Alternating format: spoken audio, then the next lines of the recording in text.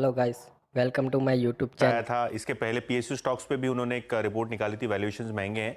लेकिन ये जो स्ट्रैटेजी रिपोर्ट है, इसके अंदर भारी डेटा के साथ इन्होंने जस्टिफाई ये करने की कोशिश की है कि पीएसयू स्टॉक्स, स्पेशली जो कैपिटल गुड सेक्टर और ऑयल एंड गैस सेक्टर से पीएसयू के जो शेयर्स भागे हैं, शायद अपसाइड यहाँ से लिमिटेड रह सकती है और रिस्क ज़्यादा रह सकता है निवेशकों के लिए, ऐसा इनका मानना है। सबसे पहले अगर हम बात करें कोटक की, तो इनका मानना ये है कि जो लॉन्ग टर्म वाइज बिजनेस में रिस्क आते हुए दिखाई पड़ रहे हैं, उसको मार्केट शायद इग्नोर कर रहा है। मीडियम टर्म की जो परफॉर्मेंस है उस पर ज़्यादा फोकस हो रहा है। लेकिन लॉन्ग टर्म के लिहाज से अभी भी काफ़ी सारी चीज़ें अनक्लियर है ऑयल एंड गैस सेक्टर में, ग्रीन एनर्जी सेक्टर में, जिसका शायद इंपैक्ट पीएसयूज पे पड़ सकता है। पीएसयू इंडेक्स की बात करें तो पर से 92% का गेन आपने देखा है पिछले 12 महीने में। और अब कोटक को लगता है कि कैपिटल गुड सेक्टर में पीएसयू जो कैपिटल गुड नाम है, यहाँ प्रॉफिटेबिलिटी बहुत ज़्यादा नहीं रह सकती है, मार्जिन्स पे आगे जाके प्रेशर आ सकते हैं।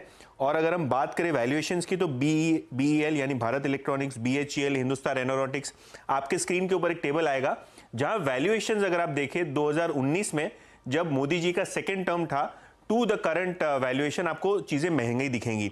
बीएल का अगर हम ईवी एबिटा देखें, मार्च 19 में तो 9 टाइम ईवी एबिटा पे ट्रेड होता था, आज 24 टाइम ट्रेड होता है। बीएचईएल 9 टाइम ट्रेड होता था, लेकिन अभी क्वार्टर में लॉस है तो एप्लीकेबल नहीं है। लेकिन अगर हम कोची शिपयार्ड की बात करें तो 5 साढ़े 5 के ईवी एबिटा पे ट्रेड होता था और 25 टाइम ट्रेड हो रहा है। एचएल मार्च 19 में कंपनी ने लॉस पोस्ट किया था और अब 21 टाइम ईवी एबिटा पे ट्रेड हो रहा है, तो जो हायर साइड पे है, ऐसा कोटक को लगता है। अब यहां से मूव करते हैं पावर पीएसयूज की तरफ, जहां रिटर्न ऑन इक्विटी की जो प्रोफाइल है वो थोड़ी बहुत वीक होती हुई दिखाई पड़ रही है। और अगर आप प्राइस टू बुक वैल्यूएशन दे दें इन सभी पावर पीएसयूज को, तो आपको दिखाई पड़ेगा कि बहुत प्रीमियम पे अब रिन्यूएबल एनर्जी कंपनी जैसे एनएचपीसी, एसजेवीएन है, वो ट्रेड कर रहे हैं। एनटीपीसी भी इनफैक्ट आपको मल्टी ईयर हाई वैल्यूएशन पे आता हुआ दिखाई पड़ रहा है।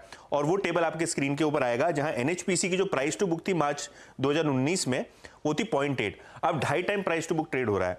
एनटीपीसी भी लगभग दुगने वैल्यूएशंस पे आ गया है अब। और अगर हम पावर ग्रिड की बात करें तो पावर ग्रिड जैसा जो फिक्स्ड आरओई का धंधा है, वो भी लगभग 2.5 time EV price to book trade हो रहा है, जो कि डेट टाइम था मार्च 2019 में।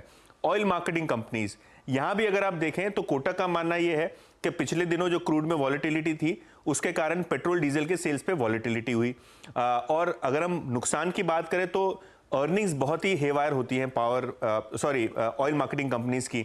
और अगर हम वैल्यूएशन देख लें बीपीसीएल, एचपीसीएल का, तो जो 2019 में इनका वैल्यूएशन था मार्च में, उससे 15 से 20% प्रीमियम पे ऑलरेडी सारे के सारे ऑयल मार्केटिंग कंपनीज ट्रेड हो रहे हैं।